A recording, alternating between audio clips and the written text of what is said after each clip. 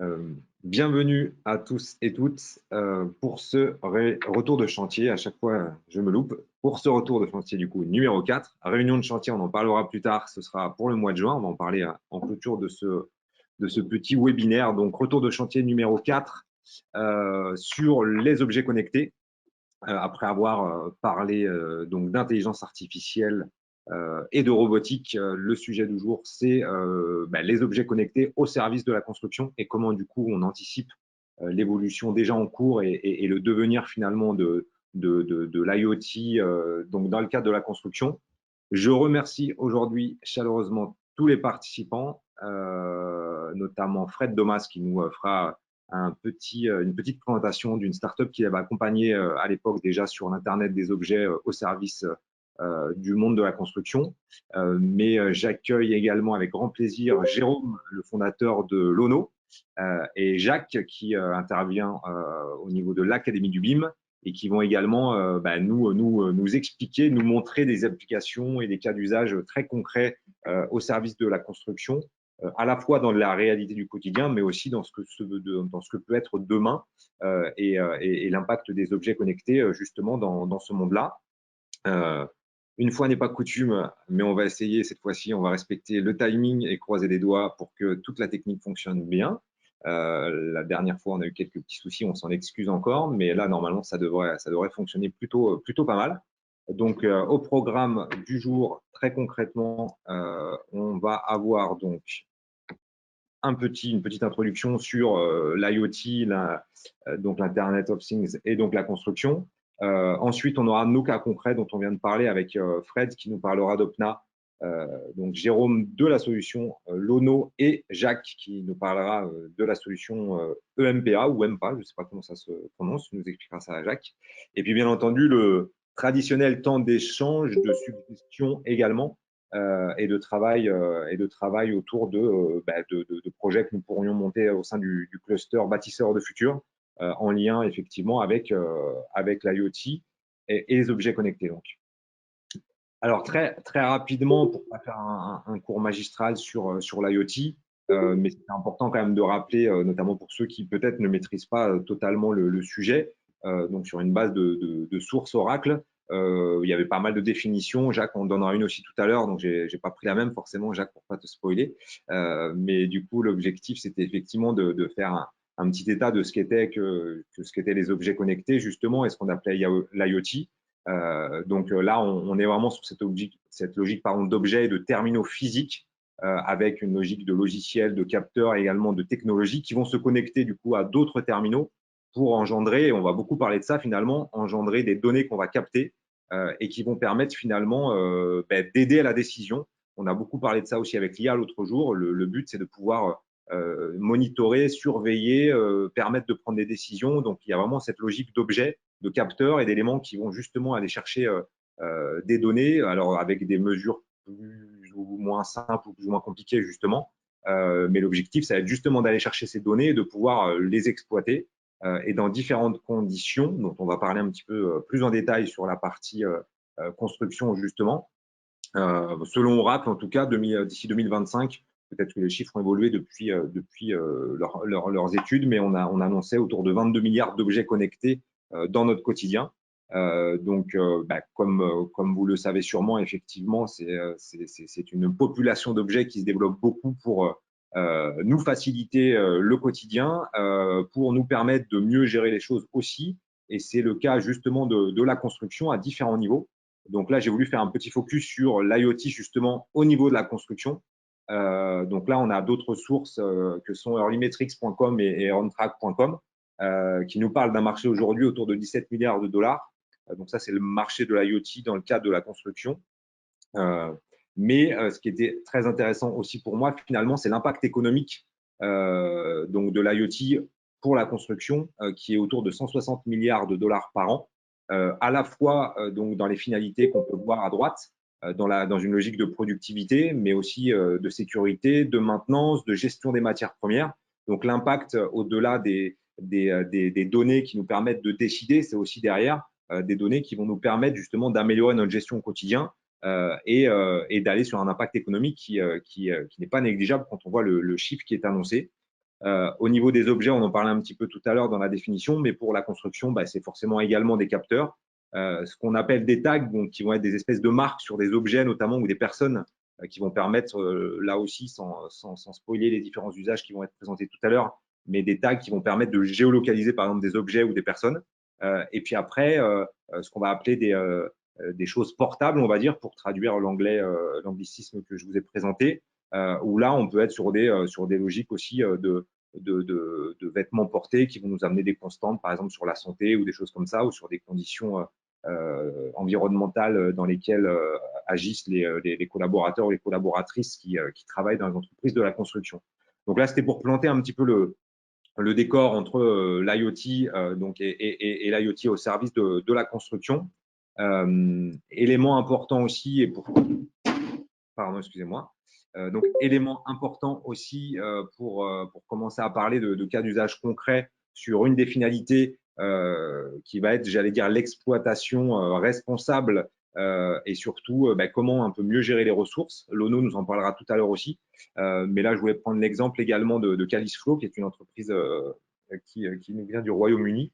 Donc, je vous laisserai découvrir encore une fois un peu plus en détail, mais qui est vraiment dans cette logique justement d'adapter dès le process de construction voilà, des données qui vont permettre justement de prédire les risques environnementaux liés à ce process.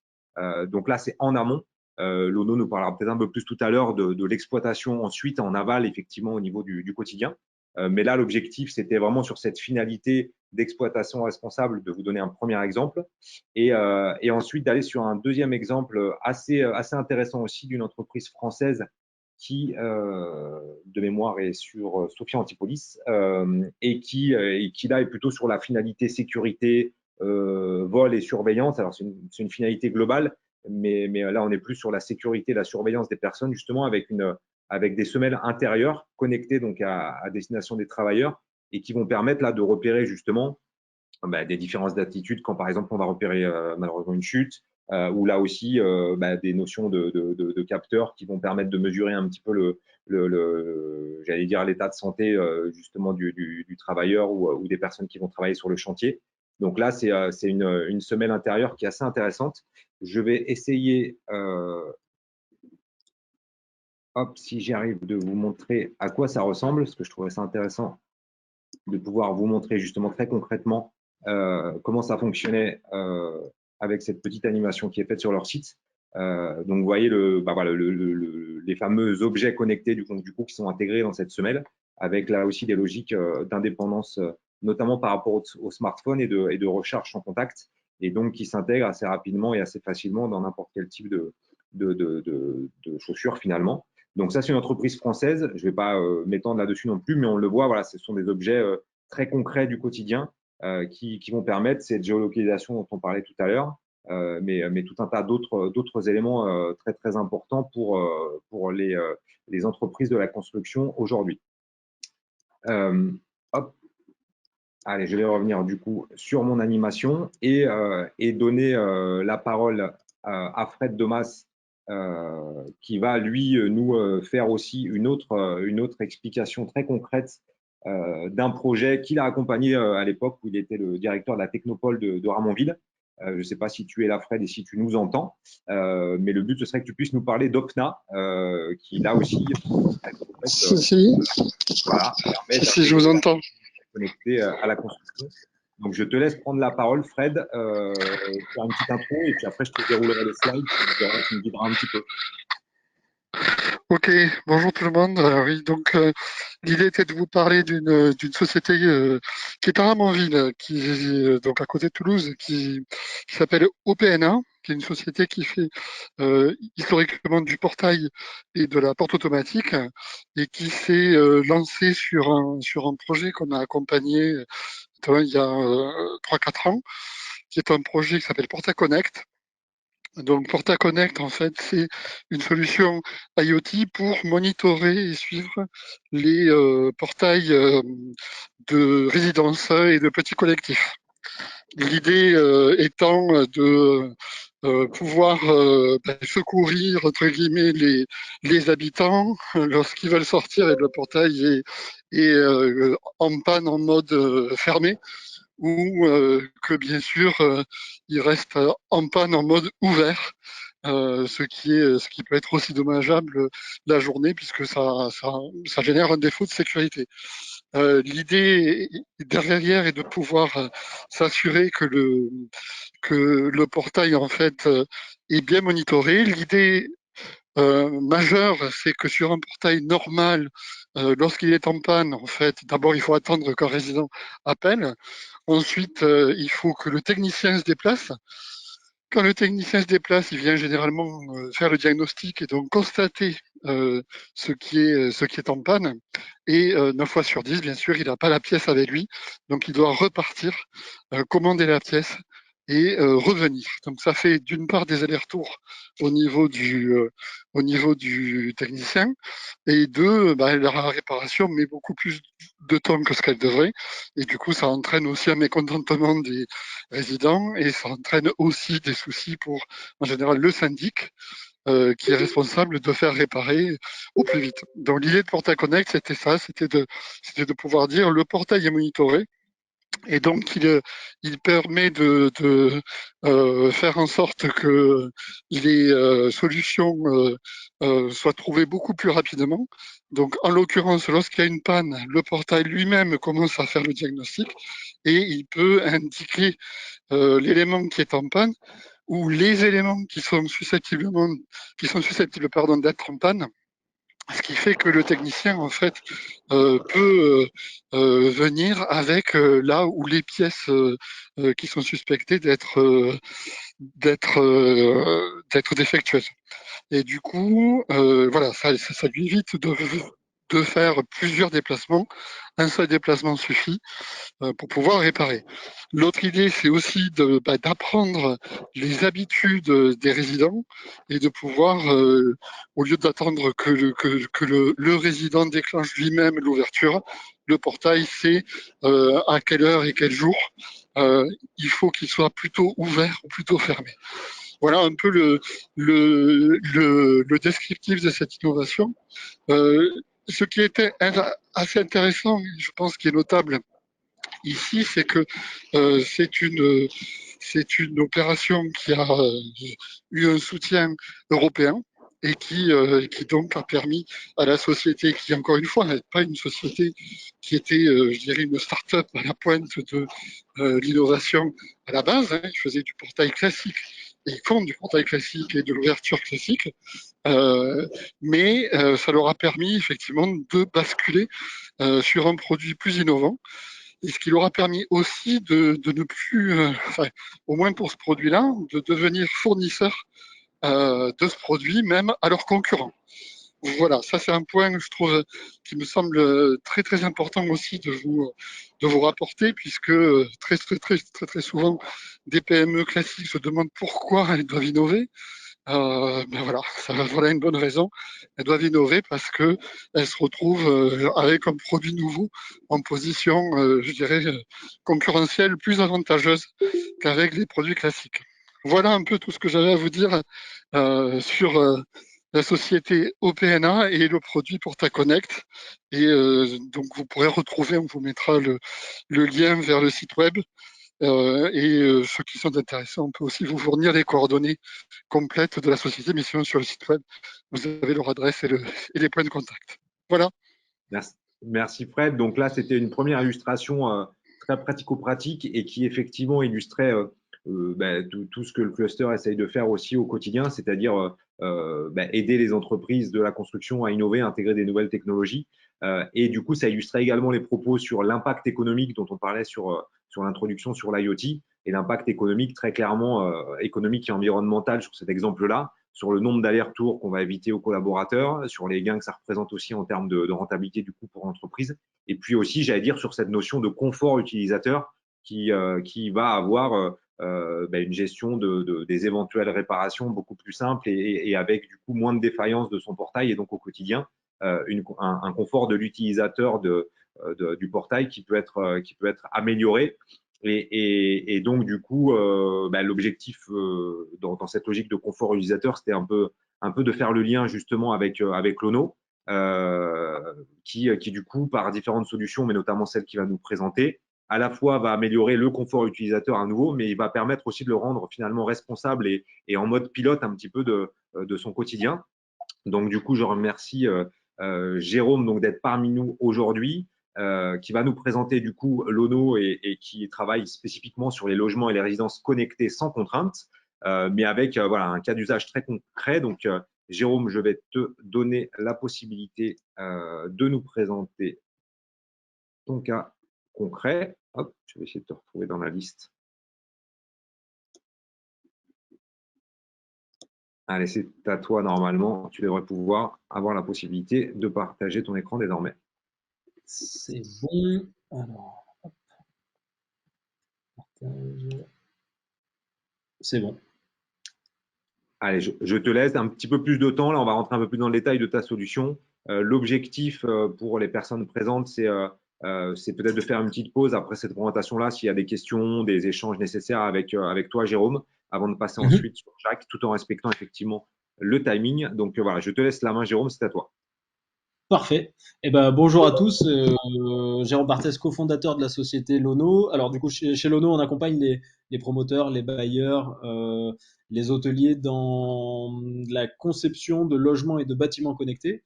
On est leader en AMO Smart sur le logement collectif connecté neuf en France. Et du coup, l'objectif aujourd'hui, ça va être de vous montrer un petit peu comment on contribue à accélérer la transition numérique et écologique des résidences avec des technologies simples, fiables, évolutives, mais surtout, en fait, on va utiliser le connecté comme vecteur du mieux consommé, du bien-être à la domicile et du suivi de santé, puisque on a tous vécu un petit peu cet essor du connecté et de l'objet connecté dans tous les sens, donc qui partait un petit peu aussi dans le gadget, et après on se posait la question de on va dire, de la légitimité du connecté à l'échelle de la résidence. Notre métier, c'est de recentraliser les usages et donc du coup de proposer aux partenaires avec lesquels on travaille du connecté concret à des tarifs maîtrisés, des solutions très simples et fiables à mettre en place et surtout qui vont respecter finalement les attentes de l'utilisateur final. Donc pour vous montrer quelques chiffres en légitimité, donc on a 13 000 logements connectés, à peu près 300 résidences,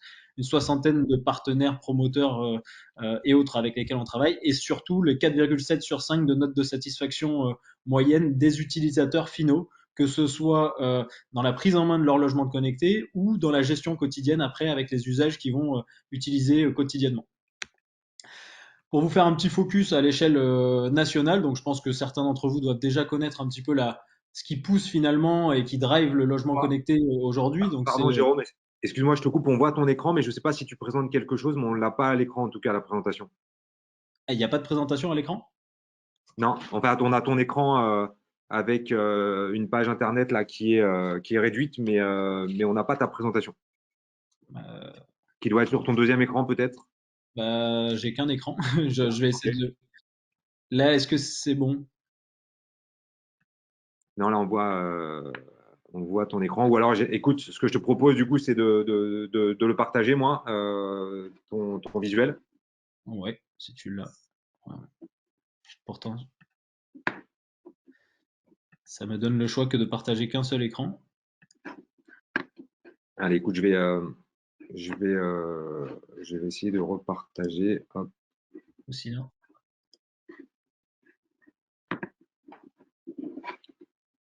Ouais, tu me guideras un petit peu, du coup. Ouais, là vous voyez pas? Non, ça va pas marcher. C'est pas grave. Ouais, je suis désolé. Ouais, non, pas de problème.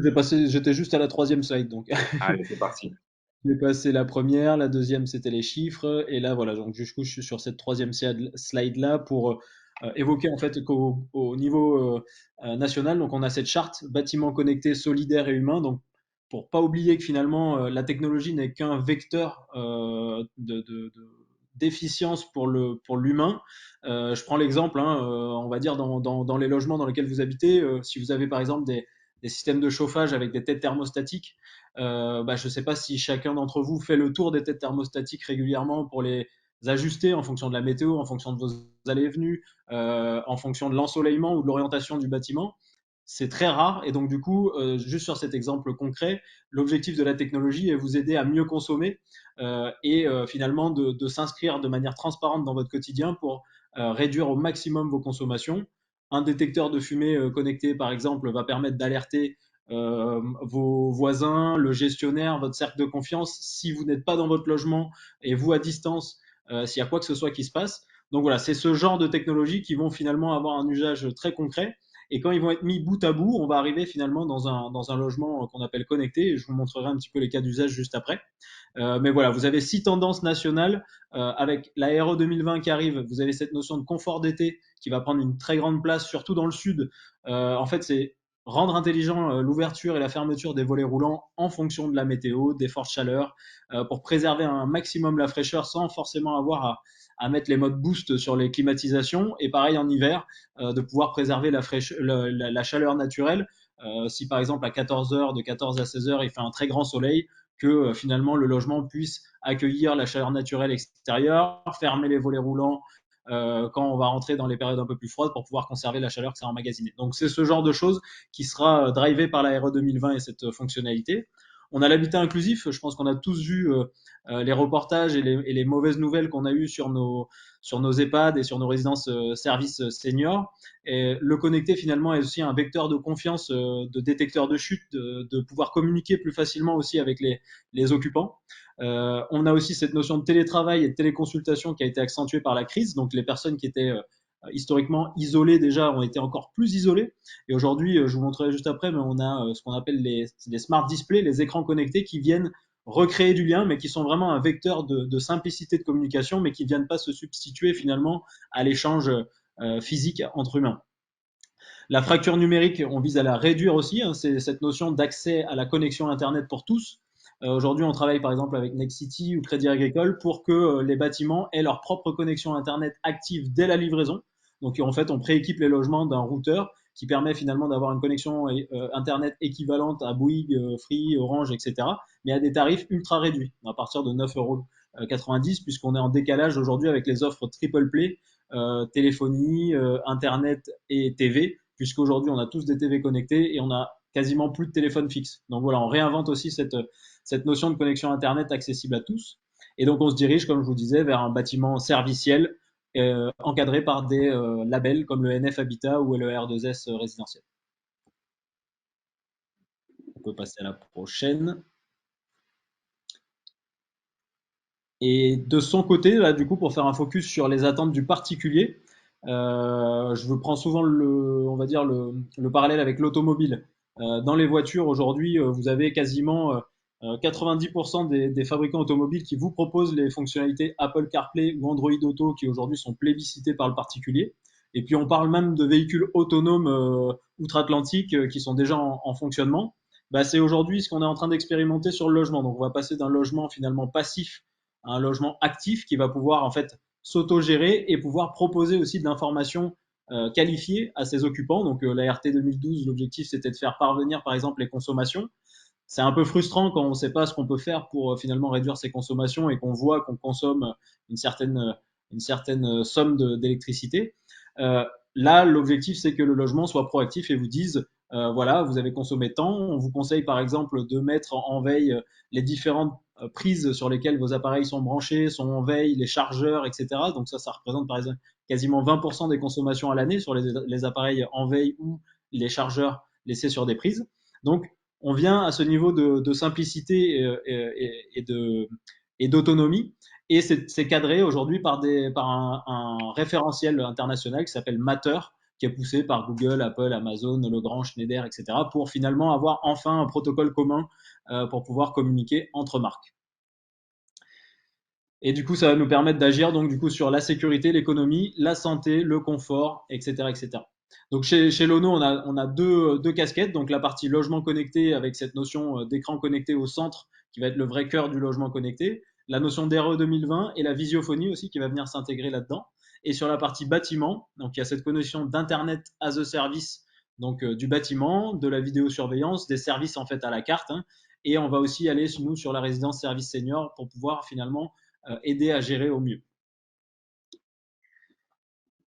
Donc sur la partie logement, on peut passer directement à la slide d'en bas.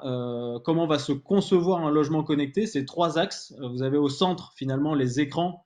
Je ne sais pas si certains d'entre vous connaissent, mais ce qu'on appelle les smart displays. Donc que ce soit Apple, Amazon, pour les plus connus, sinon Lenovo ou d'autres qui arrivent finalement avec des tableaux de bord centralisateurs du logement qu'on peut positionner en fonction de leur format, de leur forme, dans les différentes pièces du logement. Alors juste pour prendre des exemples concrets, hein, même une personne à mobilité réduite aujourd'hui, l'assistant vocal est un incontournable pour pouvoir contrôler de manière simple à distance son logement. Pour les personnes âgées, la même chose. Hein, finalement, la voix est la dernière barrière qui saute pour gérer la technologie quand on est un novice.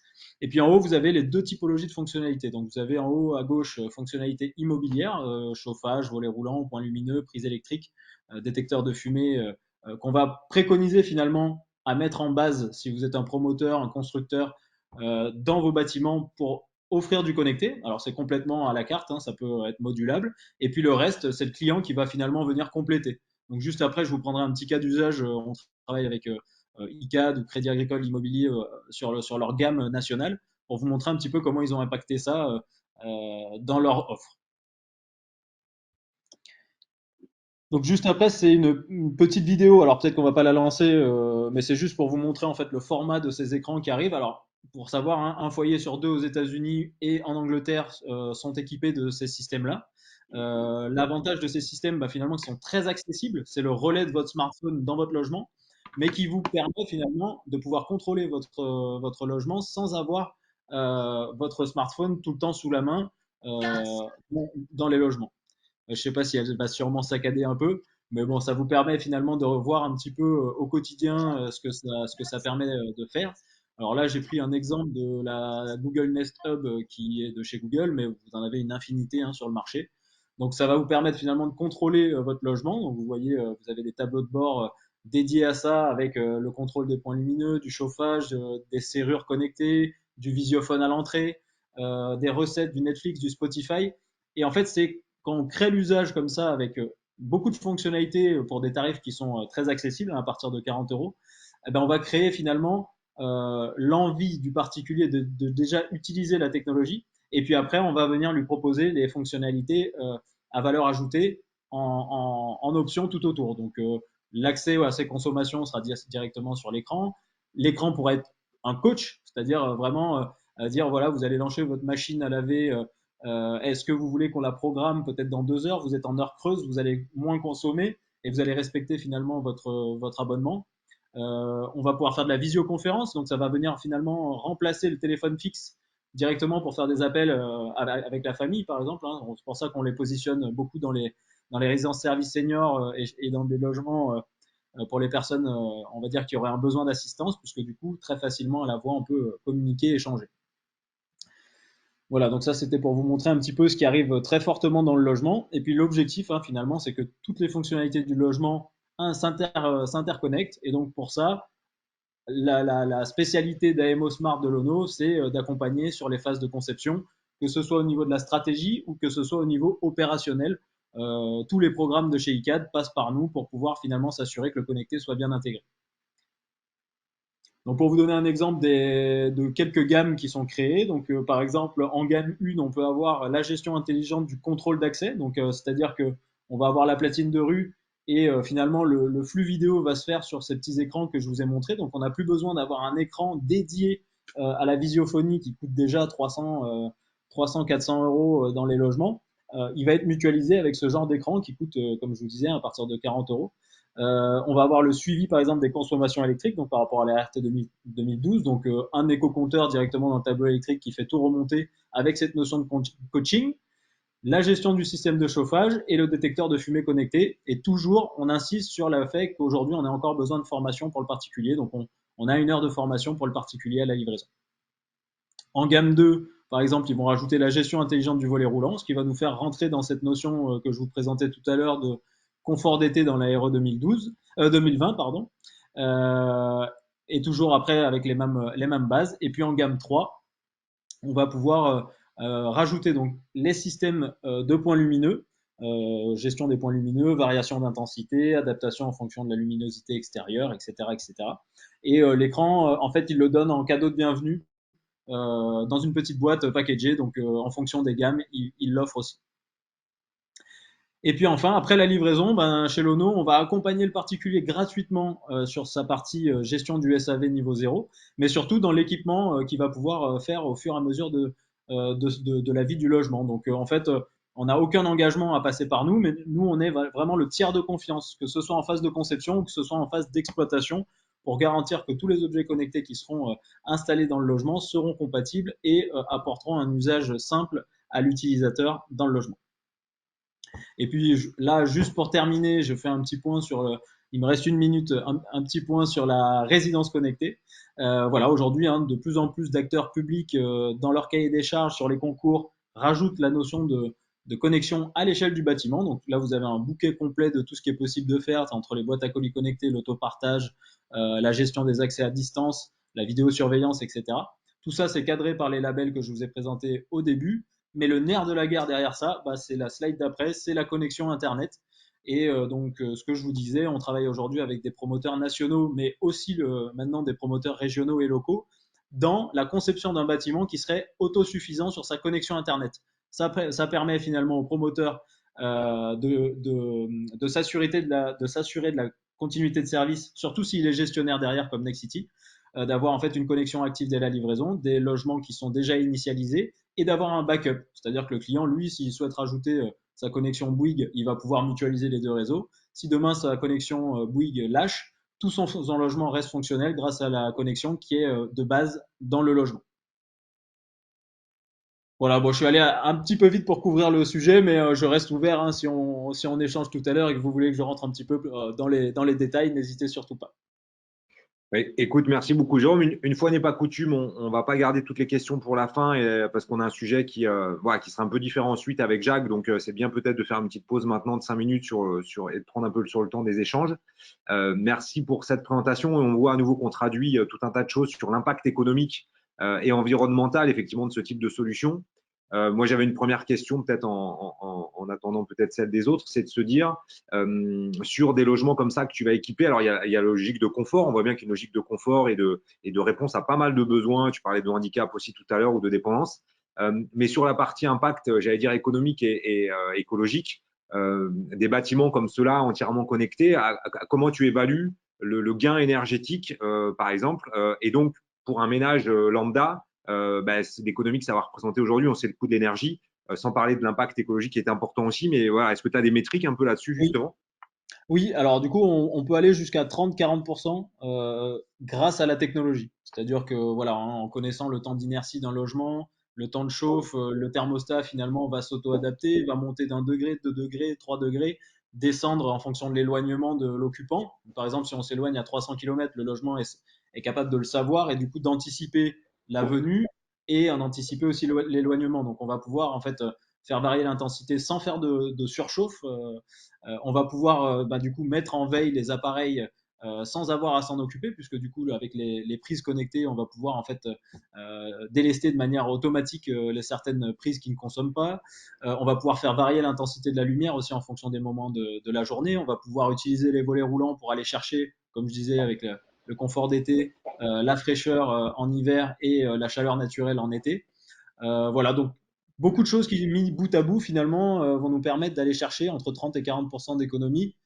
Là, sans parler finalement du bâti, hein, juste de la technologie. Et du coup, vu que tu parles aussi du bâti, pour me mettre plutôt du côté, par exemple, d'un bailleur social, par exemple, est-ce que tu as aussi des métriques là-dessus sur justement dans la gestion, dans la maintenance et l'exploitation du quotidien, sur les apports que ça engendre? Oui, alors c'est vrai qu'aux côtés des bailleurs, quand on va finalement mettre du connecté, la priorité, ça va être le ROI, puisque du coup, derrière, l'objectif d'investissement, c'est la rentabilité derrière. Alors, un thermostat connecté, c'est 1 an et demi de ROI. Après, derrière, on va surtout fluidifier en fait le management global du bâtiment, hein, donc les détections d'anomalies, pouvoir envoyer finalement quelqu'un sur place en ayant finalement déjà un premier diagnostic à distance. On parlait tout à l'heure des portails, c'est ça, hein, c'est se déplacer en connaissant déjà finalement l'origine du problème et en n'y allant qu'une fois. La remontée des consommations, le coaching finalement énergétique et la connexion Internet sur laquelle finalement aussi on va pouvoir avoir une maîtrise à distance. Donc il y a pas mal de cas d'usage. Là, on travaille par exemple avec CDC dans le cahier des charges L'objectif finalement, c'est d'optimiser au maximum les consommations et la gestion du bâtiment. Ok, merci. Je laisse pour ceux qui le souhaitent ou qui auraient des questions pour Jérôme, n'hésitez pas. Il y a quelques minutes pour ça avant de passer à Jacques. Donc n'hésitez pas si vous voulez. Vous avez juste activé votre micro pour prendre la parole. Ben moi, du coup, j'ai une question. Du coup, Vas-y, Jacques. je l'ai écrite sur le chat, mais en fait, pour bien comprendre ta mission, Jérôme, tu es assistant maîtrise d'ouvrage sur cette partie smart ou tu commercialises des outils de ce type-là? Alors, Tu on est préconises AeroSmart. l'achat. Voilà. On fait en fait toute la préconisation stratégique avec le siège et les accompagnements opérationnels avec les différentes antennes, promoteurs, programmes. En fait, nous, on a juste créé ce qu'on appelle la Lono Box. Quand on a vu en fait l'essor de cet écran connecté, on l'a packagé pour des cadeaux de bienvenue pour le promoteur. Sinon, à part ça, on vend pas de produits. Mais du coup, on est à la base aussi de la conception de ce qu'on appelle l'offre Internet as a Service. Mais pareil, on va en fait finalement assembler la technologie avec plein de fabricants, Legrand, Schneider, Somfy si besoin ou autre, pour finalement créer la solution complète. Nous, on est un peu le chef d'orchestre derrière tout ça, mais on n'a pas de produit à nous. Très bien. Bonjour, Jean-François, vous m'entendez? Oui. Oui. Donc, question pour Jérôme, en fait, est-ce que vous connectez des VMC également, en fait, notamment pour, dans les salles de bain, détecter les fuites Totalement. à l'avance? Totalement. Par exemple, on a cette notion quand je parlais de la santé tout à l'heure, ça fait partie de ça, c'est-à-dire détection de qualité d'air en interne. Et toujours, c'est de se dire qu'est-ce qu'on peut faire avec la data qu'on emmagasine. Donc, le particulier, finalement, avait sa consommation. Maintenant, on peut le coacher sur mieux agir. Si, par exemple, on a la qualité d'air, on sait qu'on peut finalement activer de manière automatique la VMC pour assainir les qualités d'air à l'intérieur du logement. Aujourd'hui, vous avez même des baies vitrées, finalement, qui vont pouvoir aussi s'entrouvrir en hauteur pour pouvoir finalement créer automatiquement cette aération du logement en fonction des données qu'on peut avoir. D'accord, d'accord. Par rapport au décret tertiaire, vous pouvez utiliser votre solution, en fait, justement, pour afficher l'évolution des consommations par rapport à l'année de référence? Est-ce que c'est Alors, j'ai juste entendu. utilisable? C'est très mauvais la communication, monsieur. On ne comprend pas votre question. Ouais, on n'a pas compris, pardon. Jean-François. Pardon. Je suis pourtant connecté en filaire, mais bon, peut-être que le bâtiment a un souci, c'est peut-être le micro. Ça va mieux? Est-ce que vous n'êtes pas sur le bon micro? Non, à la rigueur, vous pouvez l'écrire peut-être dans le chat. Ouais, exactement, ouais. Si vous avez quelques secondes pour la taper dans le chat, ce sera peut-être plus simple et la réponse sera plus pertinente du coup. Ouais. D'accord. Comme ça me permet de poser la mienne pendant que vous la tapez. Ouais, j'ai bien vu votre stratégie, Didier. Bonjour. Bonjour. Donc, je suis dans l'IoT là depuis un moment. Vous avez annoncé 30 à 40% d'économie. Moi, tous mes clients me posent la question. Et vous avez comment vous faites pour annoncer 30 à 40%? Vous avez une maison témoin, des appartements témoins, ou c'est un peu c'est empirique comme chiffre? Alors, du coup, nous, on s'appuie finalement sur les fabricants, que ce soit les Legrand, les Schneider, les Somfy, etc. Eux ont finalement des retours d'usage sur leur technologie et on compile et on fait finalement des courbes moyennes derrière. Donc, par exemple, le thermostat d'Etatmo annonce 20% d'économie sur le thermostat seul. On y rajoute les têtes thermostatiques, par exemple, on peut aller chercher un petit peu plus. On rajoute la gestion des volets relents, on peut aller chercher un peu plus. On rajoute les prises connectées, on peut aller chercher un peu plus. Et donc, finalement, avec toutes les statistiques qu'on va avoir sur les différents éléments, on est capable de faire une analyse moyenne globale sur les 13 000 logements qu'on a déployés. D'accord. Merci. Est-ce que le son va mieux? Ah, c'est parfait, Jean-François. Ah, Là, c'est impeccable. il suffisait de cliquer sur le bon bouton. Oui, non, c'était, je pense, il y avait une question sur le décret tertiaire, en fait, savoir si la solution était applicable pour justement faire les rapports sur le décret tertiaire, et un sujet sur l'impact carbone, en fait, CO2. C'est-à-dire qu'on va rajouter de la technologie pour améliorer l'empreinte écologique du bâtiment, mais d'un autre côté, on va rajouter un certain coût, en fait. Est-ce que vous avez cette double vision, en fait, à la fois bénéfice et impact, en fait?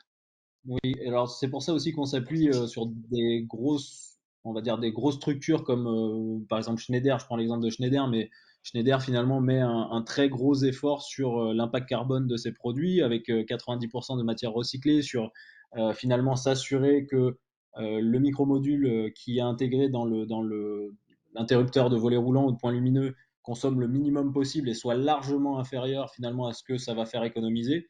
Là, c'est sur l'impact carbone et sur la partie entreprise. Alors nous, c'est vrai qu'on est spécialisé normalement dans le résidentiel et la gestion de résidence-service.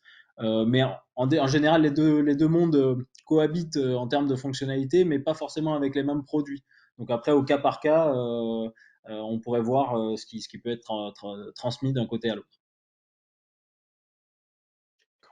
D'accord. Volontiers pour échanger plus là-dessus, puisque nous on est sur l'IoT, mais côté environnemental en fait. Okay. J'ai laissé le mail, et puis de toute façon on enverra ensuite à tous les participants le lien du replay. Donc vous pourrez retrouver les coordonnées aussi. Il est 42, on va passer peut-être, sauf s'il y a une question, si quelqu'un t'en est pour une dernière question pour Jérôme, sinon on va passer à Jacques. Allez, du coup, merci. On va passer à Jacques. Donc, du coup, Jacques, je vais essayer, du coup, avec, je l'espère, un peu plus de succès, te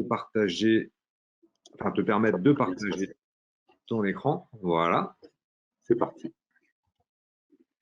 Et Jacques, donc, tu vas pouvoir prendre la main, toi, et tu vas nous expliquer effectivement, finalement, comment les objets connectés peuvent également s'utiliser avec la maquette numérique. Si j'ai bien tout compris, donc voilà, de l'utilisation des objets connectés au sein d'une maquette numérique. Donc, tu vas nous expliquer le pourquoi du comment, et puis effectivement comment ça fonctionne concrètement. Tu as un petit peu de temps aussi pour nous expliquer tout ça, et avec un peu d'échange ensuite également. Donc, vas-y, c'est à toi. Merci beaucoup. Donc oui, je vais essayer de vous décrire ce qui est fait, en tout cas autour des maquettes numériques, c'est-à-dire en full numérique sur l'IoT. Alors évidemment, moi je suis pas un spécialiste de l'IoT. Je suis formateur depuis 25 ans sur les outils Autodesk et quelques autres outils par l'occasion. Je suis directeur associé à l'Académie du BIM. Je suis CAD et BIM manager par la même occasion. Et en fait, l'Internet des objets, pour moi, c'est très simple, c'est de mettre en relation tout ce qui est numérique avec tout ce qui est physique. Alors, j'ai mis, je ne vais pas la répéter parce que tout le monde y est allé de sa petite définition, mais notre définition Wikipédia de base, c'est mettre réellement en connexion les objets physiques avec leur existence numérique. Alors, nous, dans notre métier, c'est de créer des maquettes numériques, la première chose.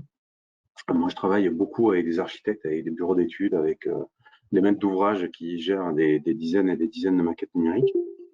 L'intérêt, c'est que dans ces maquettes numériques, maintenant, en fait, la 3D est partout. Alors, j'ai mis un petit exemple là de 3D, mais c'est pour vous expliquer qu'en fait, dans ma présentation, plutôt que de vous le montrer de cette façon-là, dans ma présentation, j'ai été capable de mettre en fait un objet 3D directement maintenant. Donc ça, on est tout à fait capable de le faire. Les machines sont tout à fait capables de l'absorber aussi, le matériel avec lequel nous travaillons. Et l'intérêt, c'est que immédiatement, je vais avoir une présentation qui est plus percutante et plus facile à gérer pour les utilisateurs. Donc, ce qu'il faut viser, évidemment, c'est l'utilisateur final. Et comme le disait Jérôme, on a de plus en plus d'appétence à utiliser de l'informatique et du numérique, au sens très très large du terme. On sait très bien le faire dans nos voitures, on le fait effectivement beaucoup moins bien dans nos bâtiments. Mais aujourd'hui, moi, c'est mon métier de se dire que quand même, ça va être intéressant de faire ça. Donc, la première chose que l'on fait là-dedans, c'est de connecter en fait les bases de données objets. Et c'est d'ailleurs l'exemple qui a été donné pour les retours sur investissement, les fameux ROI. C'est d'intégrer en fait les connexions à la conception des bâtiments. Ça veut dire que au fur et à mesure que l'on va traiter, par exemple pour un promoteur, des bâtiments avec des retours d'expérience par rapport aux éléments numériques et non pas simplement au vécu des habitants, on va simuler des retours d'informations en amont des projets. On va concevoir aussi l'exploitation de ces bâtiments, de ces données-là, grâce justement à tous les tableaux de bord qui remontent de l'information. Par exemple, aussi, on va intégrer de nouvelles pratiques par rapport à ça. C'est dans nos simulations de bâtiments, maintenant, on va être en capacité de produire, notamment pour la RE 2020, de produire des bâtiments à efficience thermique les plus évolués possibles, en intégrant aussi toute la machinerie numérique qu'on est capable de mettre derrière. Pour l'exploitation et la maintenance, alors là, pour un utilisateur lambda, c'est un peu moins prégnant. Pour un utilisateur de maison individuelle, bien que Jérôme nous ait prouvé le contraire tout à l'heure. Mais en tout cas, moi, pour les gros clients que je peux avoir, pour ne pas les citer, Airbus et consorts, ils ont en fait un besoin de retour en temps réel, quelque part, de l'information, de l'occupation des bâtiments. Et c'est ce que je vais m'attacher à vous montrer dans cette démonstration. Je vais passer vite sur ces diapos parce qu'il y a beaucoup, c'est assez verbeux, donc je ne vais pas tout vous montrer et tout lire de ça, mais je pense vous montrer une application un peu intéressante.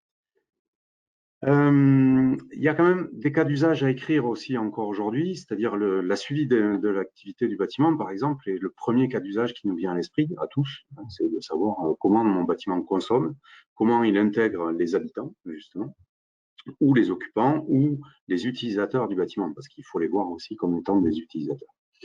Un autre cas d'usage qui peut être intéressant avec la démonstration que je vais vous faire, c'est l'amélioration de la maintenance préventive, voire prédictive. Ça veut dire que aujourd'hui, des bâtiments vont savoir potentiellement à l'avance quelles sont les actions de maintenance à mener avant même l'utilisateur lui-même, c'est-à-dire des changements de filtres, par exemple, ou d'ampoules, ou des choses comme ça qui arrivent en fin de vie. Si les objets sont de plus en plus connectés, ils seront capables de communiquer avec la base, justement, et être en capacité d'amener de l'information au fur et à mesure à nos tableaux de bord. Évidemment, tout ça a pour but de, pourquoi pas, intégrer de l'intelligence artificielle à nos bâtiments. Et Jérôme a donné un très bon exemple tout à l'heure, c'est-à-dire baisser les volets quand il y a trop de luminosité ou trop de rayonnement solaire pour justement gagner un petit peu de fraîcheur. Je reprends cet exemple-là parce que je le trouve très bon. Voilà. Et évidemment, définir de nouveaux objectifs, c'est-à-dire, en l'occurrence, rendre encore plus efficients nos bâtiments, mais de deux manières différentes. Évidemment, à l'occupation et à l'utilisation, mais aussi à la conception. C'est-à-dire, aujourd'hui, ces bases de données, ces big data, vont nous permettre d'analyser de mieux en mieux, grâce à l'intelligence artificielle, les méthodologies d'isolation, de mise en œuvre de certains produits, voire d'occupation des ascenseurs, voire de mise en température des bâtiments pour l'accueil des personnes qui arrivent dans ces bâtiments-là, pour baisser la température, évidemment, sur les bâtiments ou les parties du bâtiment qui ne seraient pas occupées, et d'avoir en fait un réglage beaucoup plus fin. Et alors, Jérôme, je crois qu'on a eu une transmission de pensée. Alors moi, c'est à plus grande échelle, hein, c'est sur la tour Al-Bahar, qui est une énorme tour, en fait, au Qatar, si je me souviens bien. Voilà. Et cette tour, en fait, a des panneaux intelligents. Et ces panneaux intelligents sont reliés à toute la partie CDC du bâtiment et gérés en fonction de l'éclairement et du rayonnement solaire. Et donc, en fait, ce bâtiment s'autogère en termes de température. Ce qui veut dire qu'il est en capacité non seulement de produire une action sur son refroidissement ou son réchauffage, je ne crois pas, mais son refroidissement en tout cas, et en plus avoir une action sur sa peau elle-même. Et sa peau, évidemment, va pouvoir se dilater ou se rétracter pour faire passer plus ou moins de lumière et va travailler en fait au sens du bâtiment complet, sachant que chacun des modules qui sont ici sont totalement indépendants et peuvent être en plus manipulés par l'utilisateur. Donc, c'est quand même assez intéressant. Ça permet de faire une peau thermique finalement à ce bâtiment-là. C'est un exemple que je voulais vous montrer qui me semble intéressant. Alors, c'est à plus grande échelle. À une autre échelle encore plus grande, c'est des capteurs directement à l'intérieur des ponts pour voir si les ponts n'ont pas de difficultés critiques dans leur structure ou dans leur occupation aussi, puisque la circulation peut avoir un impact néfaste sur un pont s'il est trop occupé, par exemple, à certaines heures. Ça permet aussi, par la même occasion, par le calcul des vibrations dans le pont, de connaître aussi le trafic sur les ponts, sans avoir des caméras complexes et des intelligences artificielles très élevées. En fait, on est en capacité de connaître aussi la circulation sur ces ponts-là grâce à ce type de capteur. J'essaye d'aller vite parce que ce qui va vous intéresser, c'est ce qui arrive plus tard.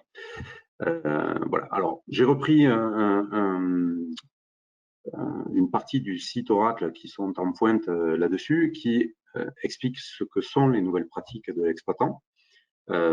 Évidemment, aujourd'hui, l'accès à la technologie est de plus en plus facile, de moins en moins cher aussi. Donc, ça veut dire qu'on va pouvoir équiper nos bâtiments plus rapidement. La connectivité, qui n'est pas connecté, qui n'a pas un smartphone aujourd'hui dans les nouvelles générations et voire dans nos générations à nous aussi, bien entendu. Les plateformes cloud, le Covid nous a aidé à savoir ce qu'est une plateforme cloud, finalement, c'est-à-dire qu'est-ce que c'est que cet environnement numérique poussé qui va nous permettre de partager des photos, de la vidéo, mais aussi partager de la donnée par la même occasion. Alors, deux choses qui sont pour le coup un petit peu plus intéressantes aussi, c'est le machine learning, c'est-à-dire le machine learning, il faut l'entendre pas par machine, mais par équipement.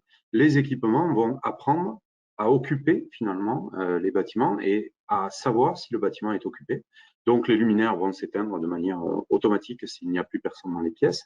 Le chauffage va baisser et ainsi de suite. Alors, dans le tertiaire, c'est déjà mis en place, bien entendu, dans certains bâtiments qui sont intelligents. Et évidemment, ce qui arrive de plus en plus, ça sera l'intelligence artificielle qui va permettre, encore une fois, non seulement de mieux occuper les bâtiments et de mieux les exploiter, mais aussi de mieux les concevoir à l'avenir. L'exploitation de la donnée aussi, c'est la récupération et l'analyse. Ça, je vais passer là-dessus. Je vais vous montrer plutôt ce qui m'intéresse, ce petit projet-là. Alors, j'espère que la vidéo fonctionne ici. Alors moi, je vais vous le montrer en vrai et je vais vous donner surtout le lien vers ce bâtiment-là, puisqu'en fait, c'est un lien public que Autodesk a mis en place. Je vais essayer de le mettre peut-être en plein écran. Non, je ne peux pas le mettre en plein écran. Voilà, ce que je vais vous montrer de toute façon, vous allez le voir en temps réel. Et vous pourrez l'exploiter par la même occasion. C'est un jeu de démo qui est proposé par Autodesk sur le site EMPA. EMPA font de la production de matériel pour sciences et technologies, c'est-à-dire en fait du matériel de laboratoire. Et ils ont équipé en fait un de leurs bâtiments en virtuel, en avant-première, avec des connecteurs qui sont connectés temps réel. Alors, qui ont été connectés temps réel, parce qu'ils ne le sont plus aujourd'hui. Mais du coup, la démo est accessible à n'importe qui. Voilà, donc je vais vous expliquer ceci en passant sur la prochaine diapo et en allant voir justement ici, directement, le site. Hop, le voilà. Ah, je ne le vois pas, évidemment. Je vais y arriver. J'ai trop de trucs affichés à l'écran. On va se mettre ici. Bon, on va faire différemment. Ça ira plus vite si je le fais à partir de mon site. Voilà, ça devrait ouvrir le bon site d'Asher ici. Je vous mettrai le lien. D'ailleurs, je peux le faire tout de suite. Je vais le mettre ici dans le chatter tout à l'heure. Pas de problème. Alors, évidemment, première chose, c'est une maquette numérique qui est connectée. D'accord, c'est une maquette numérique qui est accessible directement via un explorateur Internet, quel qu'il soit. Ça fonctionne plutôt bien. L'intérêt, c'est qu'on va pouvoir visiter ce bâtiment-là très rapidement. Alors, vous allez voir qu'il y a un petit peu d'équipement quand même dans ce bâtiment-là. Par exemple, ici, on a toute la partie chaufferie et refroidissement de notre bâtiment, ainsi que les éléments techniques. Et surtout, ce qui va être intéressant, c'est qu'on va pouvoir afficher des capteurs, des sensors donc. Et sur ces capteurs, je vais pouvoir venir cliquer sur l'élément et voir la consommation en temps réel directement sur mon tableau de bord. Alors, on n'est plus sur un tableau de bord qui renvoie de l'info un peu sans savoir de quelle info il s'agit. Bon, les tableaux de bord un peu complexes sur les sur la machinerie, en général, on s'habitue à le voir, mais ici, en fait, on va pouvoir cliquer directement sur nos éléments. L'intérêt de ça, c'est que je vais pouvoir, en temps réel, parce que ceci peut être connecté en temps réel, voir en fait les consommations, les utilisations et voir les occupations aussi par l'occasion. Alors, je vais vous montrer une occupation qui est assez rigolote ici. On va se mettre au premier étage. Et on voit des capteurs ici. Alors, il y a des capteurs qui peuvent nous renvoyer plein d'informations. Alors, en l'occurrence, ici, dans un seul capteur, j'ai 3 éléments en même temps. C'est-à-dire, en fait, ici, j'ai la température, j'ai l'humidité de la pièce par la même occasion et j'ai le CO2 qui est contenu. Alors, j'imagine que tout le monde comprend à quoi va servir le CO2, hein, bien entendu, puisqu'on en a suffisamment parlé avec le Covid. Et donc, on a en fait les taux de CO2 directement dans les pièces qui nous permettraient d'informer les utilisateurs de savoir s'ils doivent aérer les pièces ou quitter la pièce pour qu'elle soit aérée par la climatisation, pourquoi pas. Voilà, ou des systèmes de filtration d'air, pourquoi pas aussi à l'intérieur de ça. Ça peut activer immédiatement ça. Ensuite, j'ai un autre capteur ici, j'étais en train de vous le montrer, qui lui va capter la présence. Et la présence à l'intérieur de la pièce, en fonction justement des journées et de l'occupation de ces différentes pièces. Ce qui veut dire que, par exemple, certaines pièces, en tout cas, pourront être changées de destination si elles ont une occupation qui n'est pas optimale. Donc ça va être des retours, en fait, ici. Alors, par exemple, sur ce capteur-là, j'ai en fait un capteur sur l'efficience en fait du double vitrage, enfin du triple vitrage ici, puisque c'est une grosse efficience sur ce modèle-là. Ils nous ont ajouté par la même occasion l'ensemble des capteurs ici sur les différents éléments, où là, en fait, on a des remontées qui sont hybrides avec beaucoup plus d'informations. Alors, si on continue là-dessus, je vais en plus avoir la possibilité d'afficher ici 4 capteurs différents, c'est-à-dire ce que je viens de vous décrire, la présence par exemple, et d'animer la présence sur plusieurs jours et voir comment en fait les bâtiments et les pièces sont occupés en fonction des journées. Vous voyez, donc là, je peux faire de l'analyse par la même occasion. Alors, on voit que par exemple, les week-ends, il n'y a pas beaucoup d'occupation et que certaines pièces ne sont quasiment pas utilisées. Voilà. Par la même occasion, on va pouvoir voir cette animation avec ce type d'éléments-là. Vous voyez, ici, j'ai une pièce qui va être très chaude. Eh bien, je vais pouvoir, là aussi, voir l'évolution du refroidissement ou du réchauffement de cette pièce-là. Et on le voit. Alors, j'espère que ça se voit bien. Frédéric, tu me confirmes? J'espère que oui. On voit des nuances, en fait, qui se positionnent là-dessus. Ça va, ça fonctionne bien? Ok, parfait. J'essaye d'aller vite. Non, je suis désolé, mais voilà. Je vais avoir aussi ici des possibilités pour simplifier aussi le parcours de la personne qui va analyser, je vais y arriver. Je vais avoir en fait aussi des rendus purement graphiques qui vont me permettre de visualiser sur ce bâtiment-là. J'espère qu'il va vouloir me le faire. Bon, là, non. Mais je vais avoir donc des éléments graphiques et en fonction de ça, je vais pouvoir double-cliquer sur ces éléments et parcourir en fait les différents capteurs et les différentes ressources de ce bâtiment. J'ai la possibilité aussi de voir ou de ne pas voir l'ensemble des capteurs, de dire je veux voir les capteurs uniquement de présence, d'aller se rendre sur ces capteurs-là, bien entendu. Je vais pouvoir aussi voyager à l'intérieur de la maquette directement. Donc ça, c'est une maquette qui est issue d'un outil que certains d'entre vous connaissent qui s'appelle Revit, hein, et l'intérêt, c'est que je vais en plus avoir un énorme tableau de bord ici, plus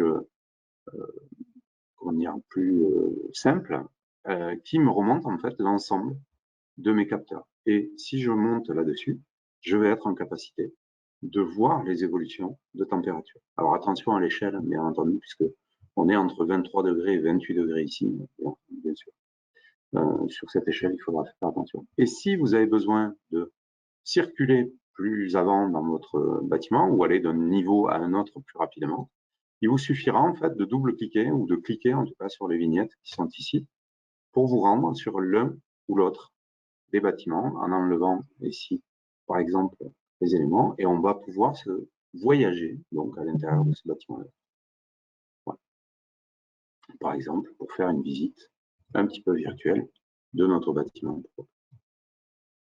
Voilà tout ce que je voulais vous dire. Je reviens simplement sur la fin de ma présentation ici. Je vous ai mis dans la présentation, je pense qu'elle sera diffusée, des articles pour aller plus loin, hein, bien entendu, pour ceux qui voudront aller creuser cette information. Je vous ai mis le site, évidemment, d'Oracle, hein, ce qu'est BIM 360, et ce qui vous permettra de voir ce qu'on peut remonter comme information en temps réel, et par exemple, l'ensemble des éléments qui sont ici sur IBM ou sur un groupe d'utilisateurs internationaux. Voilà pour ma présentation. Une dernière chose, pour ceux qui seraient à l'écoute de cette partie-là, je suis en train de monter un groupe d'utilisateurs Reddit, au sens occitanique du terme, de façon à regrouper l'ensemble des utilisateurs pour travailler ensemble, évoluer ensemble, travailler notre réseau aussi ensemble. Donc, il était judicieux que le cluster travaille avec nous aussi et qu'on travaille avec eux, bien entendu. Donc, on est en capacité de partager l'ensemble de nos données et de nos connaissances les uns avec les autres pour faire avancer tout ça et travailler sur des sujets un petit peu pointus de ce type. Voilà tout ce que je devais vous dire. Merci de votre attention. Merci à toi, Jacques, pour ta présentation. Tu peux laisser à l'écran là pour qu'on puisse noter effectivement les coordonnées. Et je rebondis sur ce que tu disais. Effectivement, on le voit entre les objets connectés, la maquette numérique dont tu viens de nous parler aussi. Alors, tu parlais de machine learning aussi, on le voit. Le but, c'est à la fois de pouvoir piloter en direct, mais finalement d'apprendre aussi pour les prochaines conceptions. Et on imagine il y a tout un tas de choses à creuser.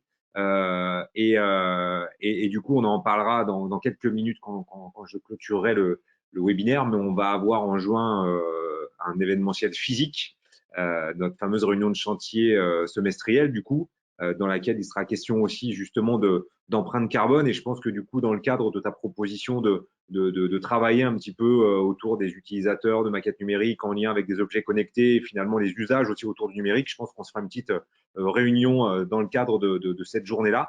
Donc, on en parlera un petit peu tout à l'heure. Moi, j'avais une question avant de clôturer et on va laisser aussi la place aux questions pour ceux qui en auraient. Comment concrètement, là, je te parlais justement d'apprentissage des mesures que tu avais sous les yeux à l'instant. Comment derrière ça se traduit sur les prochains projets? C'est-à-dire que comment avec les données que tu captes dans le cadre de ces mesures que tu prenais tout de suite, comment tu apprends ou tu permets justement à ceux qui vont concevoir les prochains projets d'apprendre, de positionner peut-être des pièces différemment, j'ai des bêtises, ou des capteurs à d'autres endroits. Comment tu arrives à retranscrire ces éléments d'expérience pour les fois d'après, j'allais dire? Alors, ce qui est intéressant là, dans ta question, c'est qu'en fait, ce n'est plus nous qui apprenons, c'est collégial. C'est-à-dire, en l'occurrence, la captation de la donnée est intéressante parce qu'elle va créer une quantité phénoménale de données. Je pense que notre ancien intervenant, Jérôme, pourra intervenir aussi, mais plus on va capter de données, plus on va avoir une base de données qui est intéressante. Et en fait, on va parler d'expérience finalement. C'est pour ça qu'on va utiliser de l'intelligence artificielle, parce qu'au fur et à mesure que l'intelligence artificielle va analyser ces données-là, on va avoir les données régionales, première chose. On va avoir aussi les données qui sont récupérées des bâtiments qui sont dans cette région-là. Donc, on va affiner finalement l'ensemble de ces éléments-là, mais au final, c'est le machine learning qui va d'abord apprendre ces choses-là, qui va les capter, et c'est l'intelligence artificielle qui va pouvoir nous aider dans les futurs outils qui arrivent sur le marché là de plus en plus, notamment les outils de permis, qui va nous permettre d'optimiser finalement les conceptions qu'on est capable de faire. Ça ne veut pas dire que les outils font la conception, hein, on est bien d'accord, on ne remplace pas la conception et l'être humain derrière, mais on aide l'être humain à faire des prises de décision beaucoup plus rapides, beaucoup plus efficientes, sur des choix de matériaux, sur des choix de fonctionnalité à l'intérieur du bâtiment aussi. Tout simplement, quand vous arrivez, alors c'est quelque chose qui existe depuis quelque temps maintenant, mais par exemple, quand vous arrivez dans une salle de réunion, que la salle de réunion se mette en ordre de marche pour les personnes qui ont besoin d'occuper cette salle de réunion. que la présentation soit déjà mise en place, que l'ensemble des connexions avec les personnes qui vont être là soient mises en place, que la température soit montée dans cette salle parce que peut-être elle n'a jamais été occupée dans la journée et donc on ait une température plus intéressante.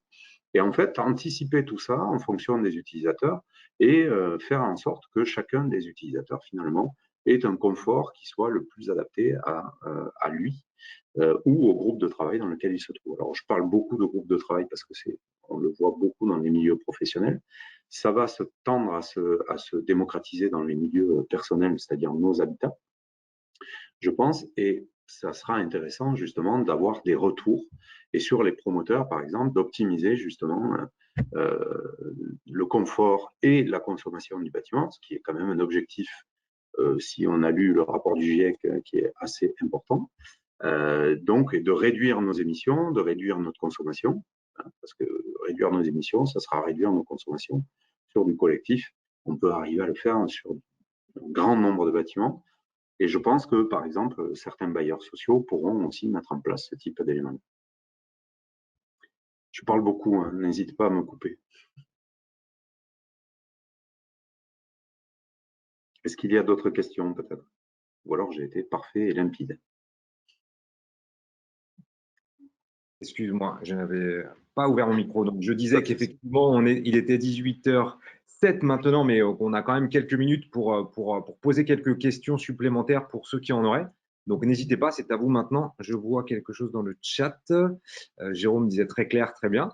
Mais du coup, voilà, s'il y a quelques questions, n'hésitez pas. Et n'hésitez surtout pas à prendre le lien que Frédéric a mis. Parce que ce lien, c'est justement le jeu de démo que vous pourrez utiliser. C'est édifiant. Je n'ai pas tout montré parce qu'il y a quelques éléments. Vous avez un mode kiosque qui va vous permettre d'optimiser et de voir en fait très rapidement quelles sont les possibilités que vous aurez sur ce modèle. Voilà, j'espère pas avoir été trop pointu et trop rébarbatif. Non, mais alors l'objectif, c'était aussi d'introduire, alors il y a encore de la place aux questions, hein, pour ceux qui le souhaiteraient, mais l'objectif, c'est aussi d'introduire finalement toutes les possibilités qu'on a et tout finalement le champ des possibles de ce qu'on peut encore travailler et développer autour j'allais dire, de ces objets connectés et de ces conceptions aussi que tu nous as présentées. Ça me permet du coup de parler de retour de chantier numéro 5 qui aura lieu donc le 24 mai, prochain webinaire où on parlera de construction alternative, je ne vous en dis pas plus. Et puis surtout la réunion de chantier, effectivement en physique, qui sera liée au bas carbone. Et encore une fois, voilà, je retiens ta proposition de tout à l'heure, Jacques, en parallèle de cette journée-là, de se faire peut-être un petit groupe de travail avec tous ceux qui aimeraient justement travailler autour de ce que tu nous disais tout à l'heure, de la maquette numérique, mais pas que, peut-être aussi de ceux qui placent des objets connectés donc physiquement sur les sites et en lien avec les maquettes. Enfin voilà, il y a sûrement plein de choses à creuser. Je sais qu'il y avait pas mal j'ai vu Eve qui était là tout à l'heure de Cité Connect. Je sais qu'il y a Sébastien et qui était là de Odomotique aussi, avec Monsieur Robert, je crois que j'ai vu tout à l'heure. Donc du coup, il y a peut-être des choses à creuser effectivement dans le cadre de cette réunion en physique du 23 juin. Donc je vous demande s'il vous plaît de bien noter la date parce que ça va être un élément et un événement important pour nous de vous recevoir à nouveau en physique après tant de temps. Donc écoutez, je vous laisse une dernière possibilité de poser des questions si vous le souhaitez avant de clôturer. Donc je vous écoute si c'est le cas. Allez, ce n'est pas le cas apparemment. Donc je vais en profiter également pour remercier à nouveau tous les intervenants, Jacques, Jérôme et Fred également qui nous a parlé d'OPNA. Voilà, l'objectif était de rendre les choses un peu concrètes à nouveau aujourd'hui et de montrer comment effectivement on peut faire évoluer la construction avec ces objets connectés et avec toutes ces technologies qu'on présente depuis maintenant le début de l'année 2022. Donc, je vous remercie à nouveau de votre présence. Je remercie tous les intervenants et je vous dis donc à très bientôt, le 24 mai pour retour de chantier numéro 5 en digital toujours et surtout le 23 mai 2022 en physique. Plus d'informations très prochainement. Merci à tous, bonne soirée et à très bientôt. Merci beaucoup.